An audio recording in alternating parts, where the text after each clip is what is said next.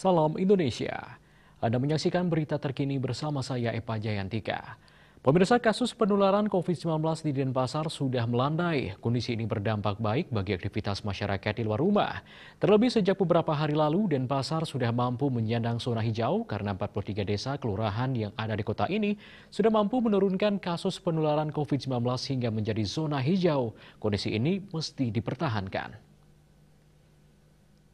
Putra Ariwangsa SS mengatakan menjelang akhir tahun yang akan ada libur hari besar keagamaan yakni Natal dan Tahun Baru Nataru, dipastikan aktivitas masyarakat akan meningkat. Kondisi ini akan menjadi celah bagi virus corona ini kembali merebak seperti yang pernah terjadi usai libur lebaran. Ariwangsa mengatakan pentingnya pemerintah mengimbau warganya untuk tetap taat pada protokol kesehatan ketika beraktivitas di luar rumah. Meski sudah divaksin, penerapan prokes wajib masih diberlakukan.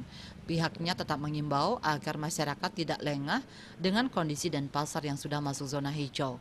Masyarakat harus tetap waspada terhadap perkembangan COVID-19 yang kini terus bermutasi, terlebih kini sudah muncul varian baru yang katanya lebih berbahaya.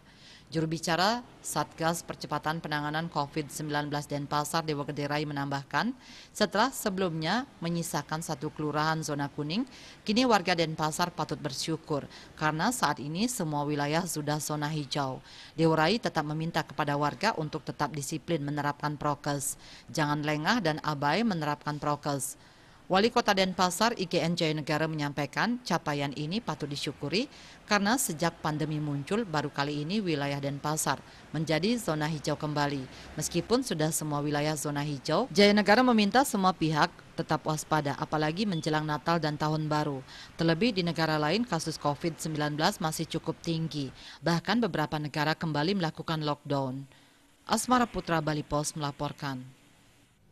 Pemirsa, untuk mencegah penyebaran COVID-19, ingat pesan ibu selalu terapkan 3M, wajib memakai masker, wajib mencuci tangan, dan wajib menjaga jarak, serta wajib menghindari kerumunan.